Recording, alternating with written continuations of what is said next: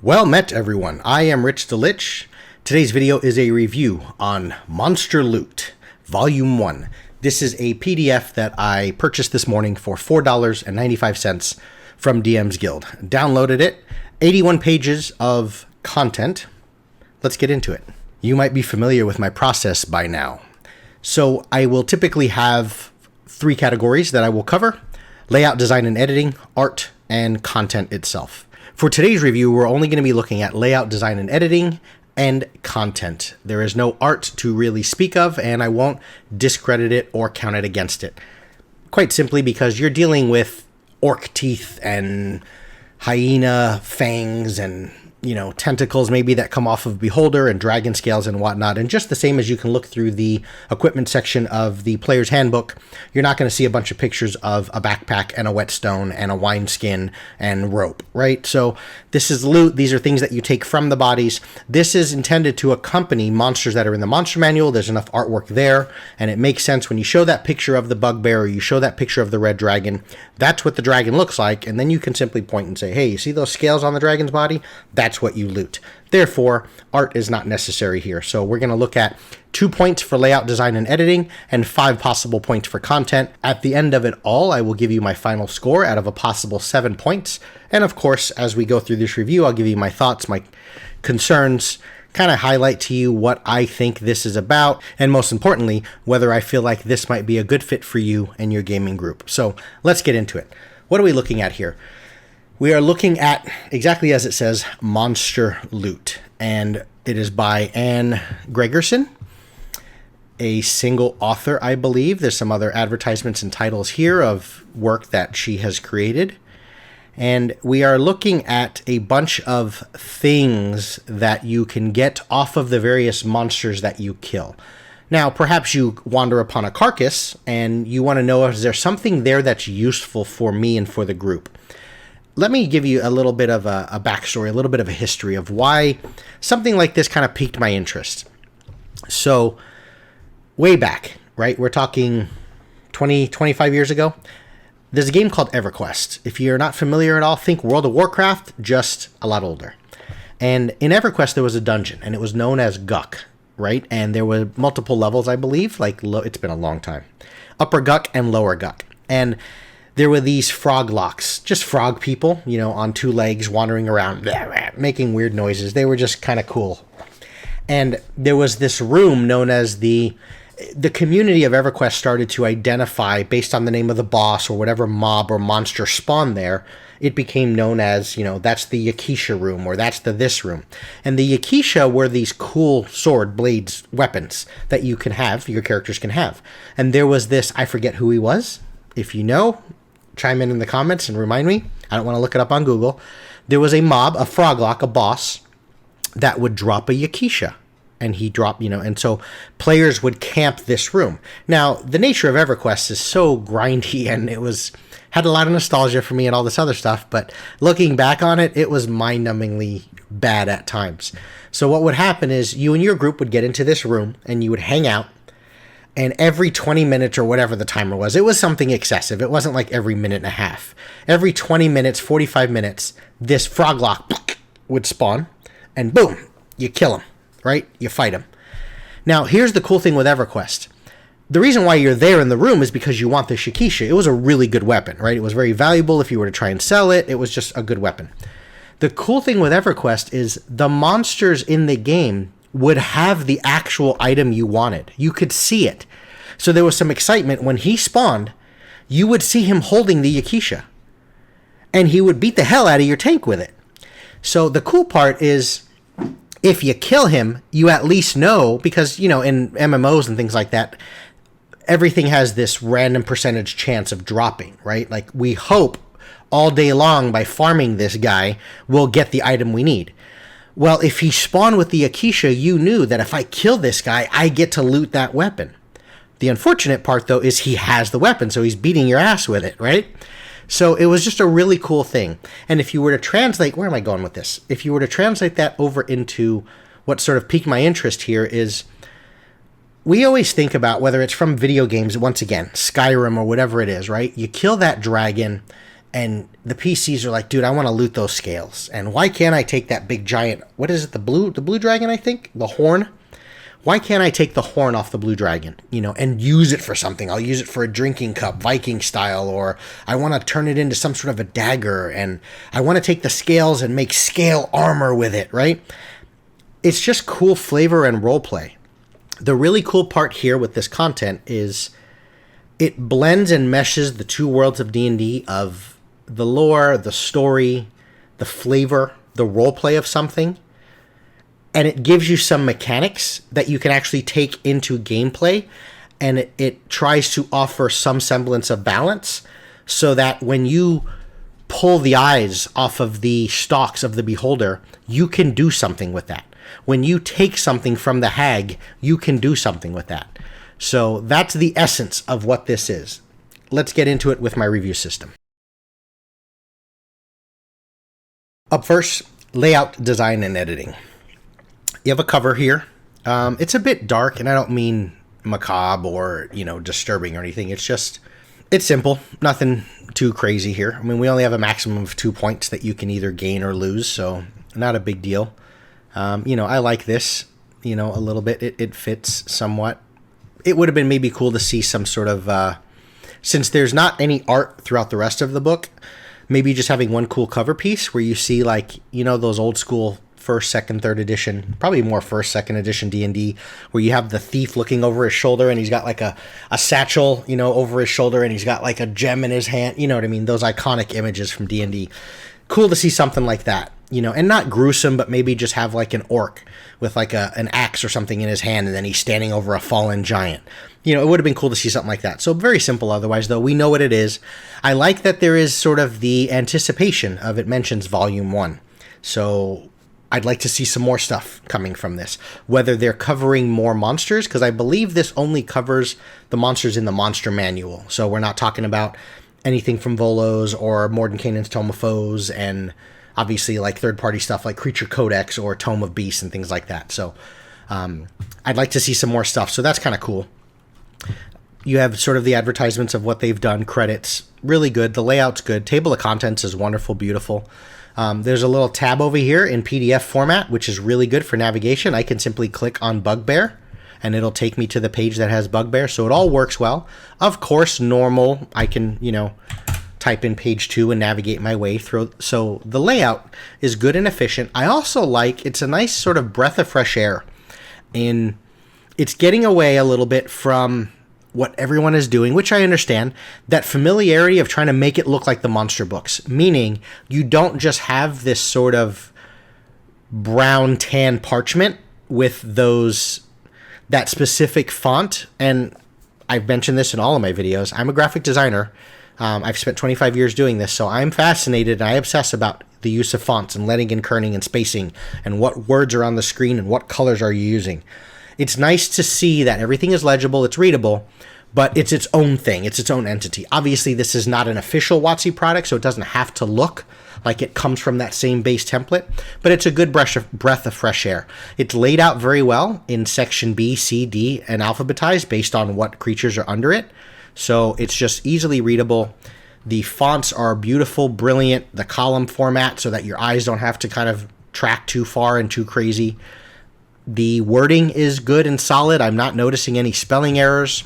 It conveys the information simply. As I said, yeah, there's a piece of artwork here, but you're trying to convey information. You don't need to have pictures accompanying items and whatnot. So it just does a real nice job of giving you the bold font to indicate what this attaches to. So this is an Aarakocra, you have an Aboleth, you have angels. And as I said, you would have this accompanying. So when you fight the Aarakocra or the Aboleth from the monster manual, here's just sort of extra information that you can pull from when your PCs defeat those creatures.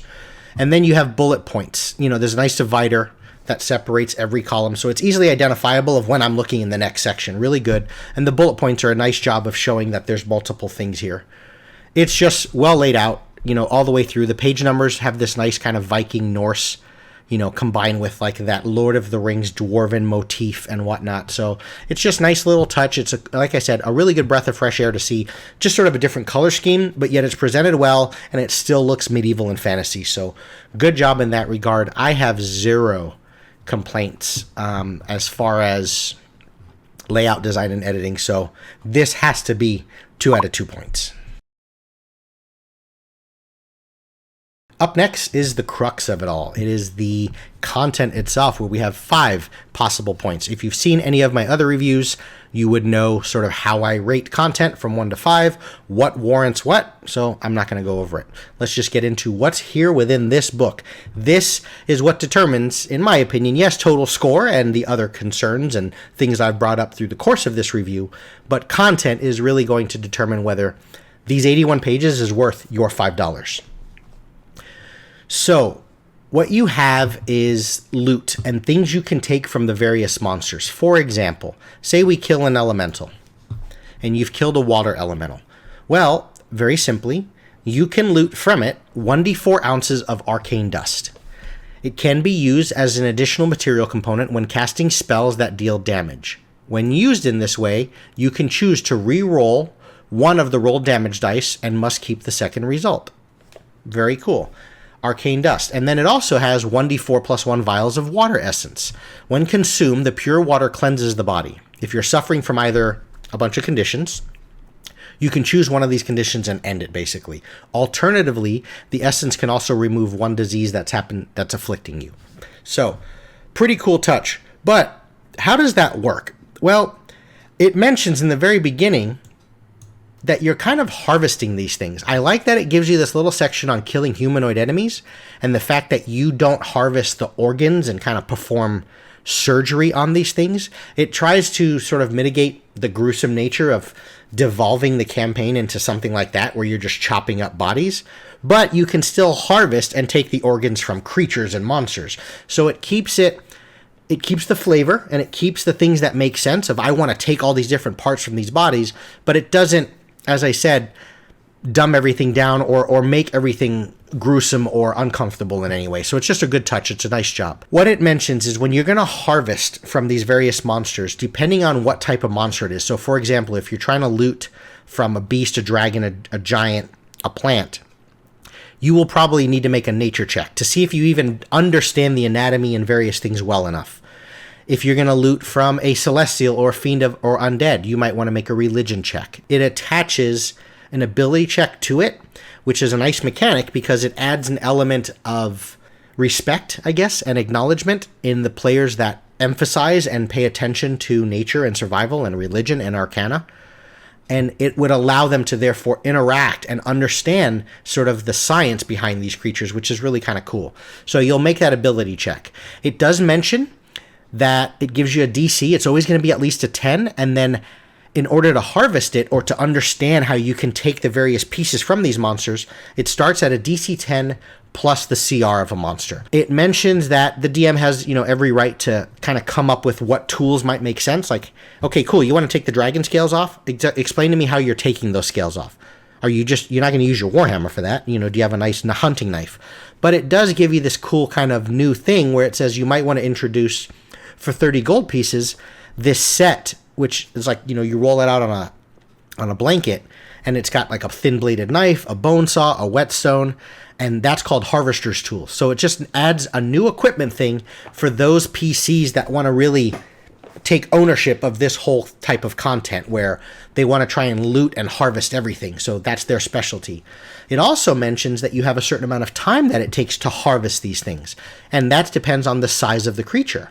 So if you're looting a dragon who's going to say, let's say, huge or gargantuan, it's going to take you 4 or more hours to take the various scales and wings and teeth off of the dragon because they're just so large. It's unwieldy.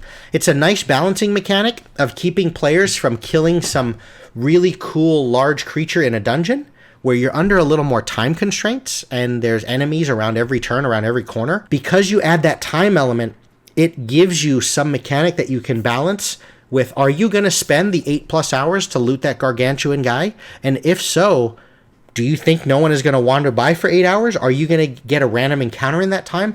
It adds a cool element, and it balances well so that you don't just have those PCs that take everything from everything and want to try and make use of everything, because some of the stuff here is really useful and cool. So it's a cool balancing mechanic. It also mentions time of death, where depending on how long, especially when you're looting it for rations, which it does on beasts, or something that you can consume from it, things might be rotted. So this may not be from a fresh kill that you as the group have killed yourselves. It may be something that the PCs come upon. There's different types of loot. It mentions that you need, and that's the beauty in it, where it talks about those harvester's tools. In order to get the things from it, how are you going to get those pieces off? In order to get something that might be able to be contained in some sort of liquid or vial format, do you have the appropriate vials? So now you have almost this mini background or story to this, what do they call it? The pack rat goblin or the gnome or the halfling that, dude, why do you remember the chick in Labyrinth carrying all that stuff? The PC's like, why do you carry all that shit with you? You got vials and saws and just, you look kind of creepy and weird, but you have all this stuff and satchels and bags and boxes and containers. And you're that guy that always has the pieces you need to take those teeth off the bugbears and put them in here and take the hide off of this and stick it in here. And you've got pelts and, you know what I mean? It just adds flavor and style to your character. And by requiring this stuff or mentioning to the DM that consider that they need these things, when it talks about rations, that mainly comes from things that make sense. So like beasts, but it also talks about DM discretion, of course, but perhaps these things will only last a certain amount of time. Like they're going to go bad unless you salt or cure them and things like that. You also have things that can be consumed. And we're not just talking about rations, which comes from just the meat of something. A lot of these things that you take can be consumed. So you have like glands and various, saliva or something like that comes from a creature, and you can bottle it and vial it. And then by drinking it, it gives you the effect of like a potion of fire giant strength or whatnot. When you consume these things, though, it has a nice balancing mechanic. There's things you need to do first, meaning you need to not only have the vial to bottle this, but you might need to cook that saliva. You might need to, what do you see in like Man vs. Wild, those type of survival shows, right? You need to take that water and boil it first because there's parasites and various bacteria in there. In this regard, it's sort of the same thing. You need to maybe use cooking utensils or alchemist tools or brewing supplies in order to burn off the alcohol of it, in order to allow it to be efficient for consumption. Because if you don't do that, if you don't spend the time to take something that's intended to be consumed and turn it into something that your body can tolerate, you have to make a fortitude save, or, wow, old school. You have to make a constitution save. And if you fail, you're going to be vomiting. And regardless of whether you succeed or fail, you get no benefits from it. So you need to prep some of these things. It's just a really cool touch. When you have things that are crafted, such as, I want to turn that dragon's tooth into a dagger, or I want to take the claws off of that beast and turn it into some sort of a short sword, you need to find a craftsman. And in that regard, it ties into the stuff from like the DMG, where it gives you, this is the gold cost, and this is how many days it's going to take to get something from it. Yeah, there's a lot of useful stuff here, but you can't just take everything and you just magically have it. Like, you've got to spend time and effort. And besides the time of how long it takes to get the stuff off the body, you have to spend time and effort and energy and make a concerted role-play decision to meet the various people or acquire the various places or go to the appropriate buildings to manipulate this stuff into cool loot. That's the essence of how you get these things. Let's take a look at a few. And now that you know a little bit of the nuances of how you obtain these things, let's talk more specifically about a few. So we have a fire giant. You can loot a fire giant heart. Can be crafted into a potion of fire giant strength. Cool touch. Refer to the DMG. It gives you that nice reference. It takes 1,000 gold piece in 30 days. I have a fire giant heart. You need to spend a month, 8 hours a day, and 1,000 gold piece in value, perhaps not just you, but bringing it to the right person, the type of artisan or person that can make and manipulate magical items, before you turn it into a potion, which is a very powerful potion, but before you turn it into that. But that's really cool flavor because it makes sense. Like I said in the very beginning, when you see that dragon in Skyrim, you're kind of wondering, what can I take from that thing that I can use? Also, because we're dealing with a fire giant, as you would refer to the fire giant in the monster manual, how big is he? And you need to therefore go back to the very beginning again of, if you're dealing with something that's at least large, well, it's huge actually, I think, it's going to take you 4 hours. And if you're under some sort of time constraint or you're in mid-battle, yeah, as much as you've learned over time that it's cool to be able to have the option to take these fire giant hearts because they turn into potions of fire giant strength, you don't have the time to take the hearts out of this guy. And it mentions that if you don't have the time, you might only get part of something. So maybe you only have the time to get the giant's eyes and maybe a few toes. Instead of 1d10, we'll say half of whatever you roll. That's it. You didn't have the 4 hours to really get the heart. And even if you get it, as I said, you now need to go turn it into something that's going to take you a month. But it now has taken something beyond just, well, he's beating you up with an axe and he's got amazing armor on, but you can't do anything with that stuff because it's not going to fit anyone. It's unwieldy. It now gives you more options of like, there's some worth and value to this monster and why you might even hunt these things out because their stuff is valuable. But it provides role play of finding the person that is the dealer or the merchant or the artisan that deals in giant hearts, and he can turn it into things. And what type of city? There's just a lot that comes from stuff like that. So really, really cool. Now, with that, I do wish there was a little more variety because you will notice, like with Cloud Giants, you have a heart, you have eyes, toes. The Fire Giants, you have a heart, you have eyes and toes. They kind of do a lot of the samey stuff. The same as with dragons, if I was to look at chromatic. You have these acid glands, which you basically can loot. And again, if you're dealing with an ancient black dragon, you're dealing with 8+ hours in order to be able to take this black dragon acid gland out. And do you have the appropriate tools and whatnot? And can you maybe mess it up? But you can take this gland and throw it, and it basically is like a mini, breath weapon effect. It's an acid. Whereas the same thing for green, it's a poison, right? The lightning, it gives you a little more flavor. It's called a lightning sparker, but it's the same general idea. You can always loot the claws from dragons, which can be crafted into daggers that give you an additional lightning damage if it's a blue dragon. But if you look at the black dragon, you can loot the claws, which can be crafted into a dagger, which gives you acid damage. So it's very samey in that regard. It would have been nice to have seen a bit more variety, but, it is what it is. So not terrible. Let's go over one more, and we'll wrap it up with some final thoughts. I'm just going to scroll through something real quick. Let's do a Minotaur. All right, so... Actually, no. Let's do the iconic, right? Let's do the Mind Flayer. You get a broken breastplate. That's breastplate armor. When something's broken, that indicates that you need to spend half the money of what... I don't know what it costs, but whatever breastplate costs, you spend half of it. And once again, roleplay-wise, figure out who do you bring it to repair it. And now you just have normal breastplate. But you can take some of the tentacles, 1d4. It can be crafted into a dagger or a short sword. But you're dealing with almost 20 days of time and a lot of money. With those tentacles, once per day when you hit a creature with this weapon, you can force it to make a DC 15 int saving throw.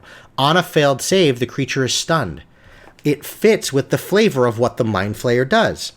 But as much as it sounds super powerful, that stun's a big deal, right? Number one, it's costing 300 gold. You need 1d4 Mind Flayer tentacles, and you need to spend about 20 days to do it. And then you need to spend, if he's a medium-sized creature, X amount of time, 30 minutes or something like that, looting the tentacles from him. So that's certainly not something you're going to do when you're still fighting other Mind Flayers. So it has some cool balancing mechanics. You have Mind Flayer eyes. When you consume them, you gain dark vision out to a range of 120 feet for 1 hour. It's a nice touch because the most you're going to have is 2, of course. And after 2 hours max, you don't have that ability. You can't just keep reusing these things. They're gone. But a 120 dark vision is a lot. But also, as it's something that you need to consume, you need to prep it. So how do you explain to the DM what you're going to do with these eyes? Because if you just consume them as they are, no matter whether you make the save or not, you're not going to get any dark vision benefit, and you might throw up and be sick from it. But what do you boil it?